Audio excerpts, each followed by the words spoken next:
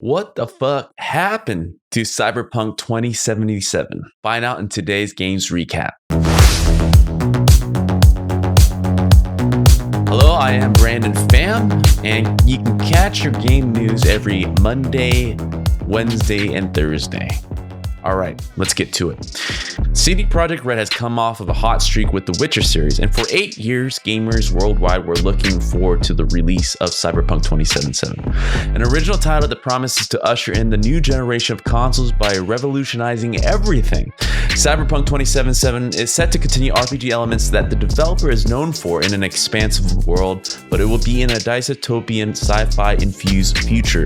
And then within a week of release, everything went to shit. It all started with Jason Schreier, the resident game developer ballbuster, when he shared how CD Projekt Red reached out to him to announce how Cyberpunk 2077 would be avoiding crunching in 2019. And then exactly a year later in 2020, a company-wide email was sent out to staff to basically say, never mind. First of all, hilarious. Second of all, don't tattletale on yourself to the number one dude who makes a career out of ousting companies for doing bad shit to their employees. The fact that CD Projekt Red reached out to him personally showed that they know that he is the guy that he exposes companies for this type of stuff and ruins their reputation. It's like people starting their sentences with, "I don't want to be racist, but," and proceeds to say something super racist. Who knows how things could have played out differently, and CD Projekt Red bad crunch culture could have just slid under the radar. Instead, they got the Jason Schreier on their ass now because you bothered him about you being a normal company by not wanting to abuse the people that work for you with unpaid overtime. People don't get a pat on their back for not punching people out in the streets, so why should you? Meanwhile, Jason Schreier can't wait to see you mess up because now he has his story. So of course the team at Cyberpunk reinstated mandatory crunch. In fact, they have been crunching 100+ hour weeks for several months, and this was the only beginning of all the bad press that ensued. Investors, analysts, and gamers listening in on a recent company call, CD Projekt Red co-CEO Adam Krasinski pretty much shrugged off years of crunch reports. Regarding crunch, actually, it's not that bad and never was. Of course, it's a story that has been picked up by the media, and some people have been crunching heavily, Kaczynski told people who have monetary stake in the company, contrary to multiple reports of intense overwork and uncertain timelines. But a large part of the team is not crunching at all, since they have finished their work. It's mostly about Q&A and engineers, programmers, but it's not that heavy. Of course, it would be an extended bit, but we have feedback from the team. They're happy about the extra 3 weeks, so we don't see any threats regarding crunch. Shortly after the comments were made, and after the story got picked up by mainstream media, Kaczynski apologized in a private email to all CD Projekt developers. "From the bottom of my heart, I would like to apologize to everyone for what I said during Tuesday's investors and conference call. I had not wanted to comment on crunch, yet I still did. And I did it in a demeaning and harmful way. Truth be told, it's only now, when the stress connected with the delayed decision and the call itself is lifted, that I am fully realizing the true extent of my words. I have nothing to say in my defense. What I said was not even unfortunate. It was utterly bad. For that, please accept my most sincere and honest apologies. I always was and am still proud of the heart and soul you put into what you do every day." Cyberpunk 2077 has been delayed 3 times, and the company has spent $121 million so far on the game's development and has created expansive next-gen technologies, including a powerful, scalable game engine, new AI advancements, and a mocap studio. This is the biggest game CD Projekt Red has ever done, so it carries the biggest crunch time along with it. But you know what?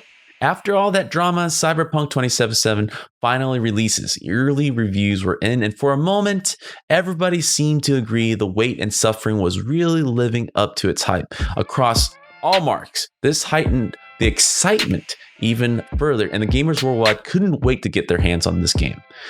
Even the studio executives at Projekt Red were brimming with passion. Within the first days of release, they announced 8 million pre-orders were sold, and Cyberpunk 2077 has already recouped its development costs in a memo issued that first Friday by CD Projekt. The company was making bank. And you know why I know? Because they didn't mind sharing the breadcrumbs to employees and executives by announcing that bonuses will no longer be tied to Metacritic scores, a ridiculous near perfect score that very few games actually achieves, but it's okay. They are on a money high and don't mind bending the rules a bit and am in the Christmas spirit or something. We initially had a bonus system that was focused on the game's ratings and the release date, but after consideration, we believe that measure is simply not fair under the circumstances. We underestimated the lengths and complexity involved to making this a reality, and still you did everything you could to deliver an ambitious, special game. In all fairness, executives didn't have to budge on this, but they did, which is at least the one decent thing they've done for the past year of mandatory crunching. But like all honeymoon phases, this feeling of just conquering the world came down crashing pretty quickly. But let's let them savor the moment just a bit longer. Okay, that's enough. Here comes the shitstorm. Upon dismantling the tied-in bonuses to the Metacritic score, some questionable practices were starting to unravel itself. The bonus systems at CD Projekt Red was being exposed as being very patronizing.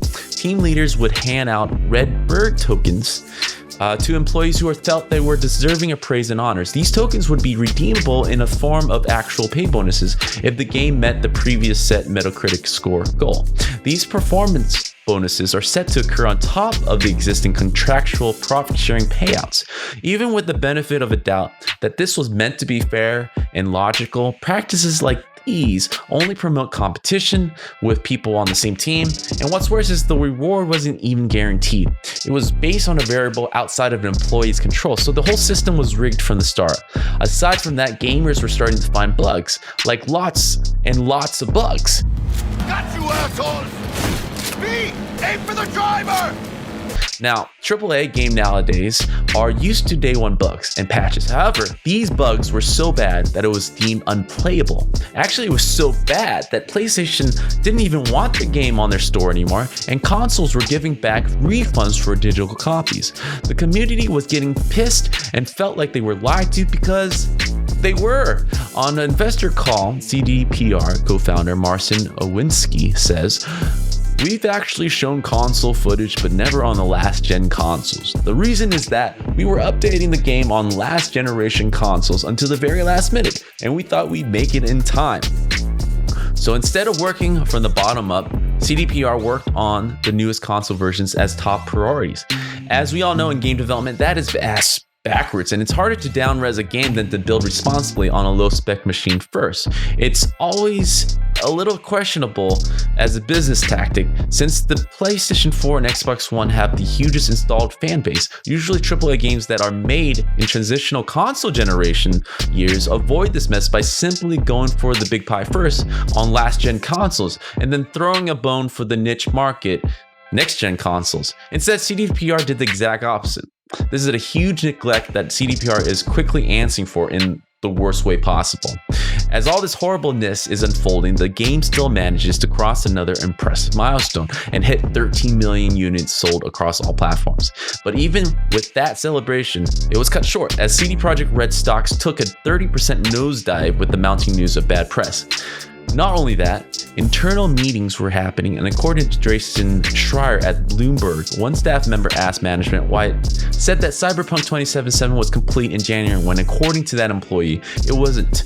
Another developer suggests that it was hypocritical to develop a game about corporate exploitation with the help of mandatory overtime.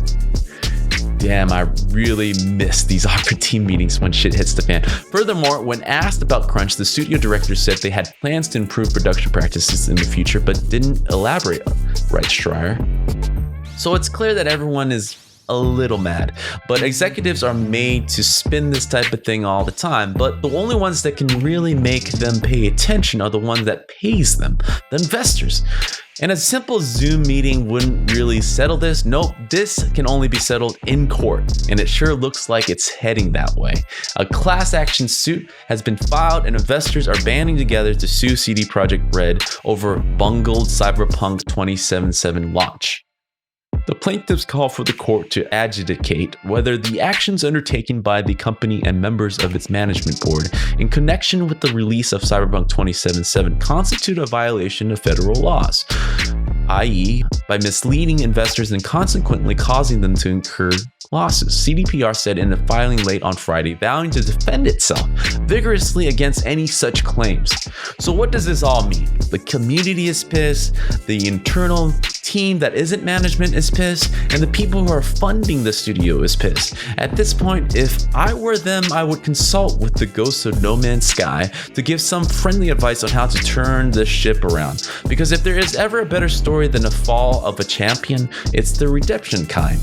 But I'm afraid that the greed here and total lack of human decency to the people that got these executives to where they are is starting to be out of reach. I believe CD Projekt Red has, for now, tarnished their reputation of being a developer darling that took years to build, by the way, and destroyed it all in a matter of weeks. But there's always a chance, as long as they make the game to what they promised and keep patching away.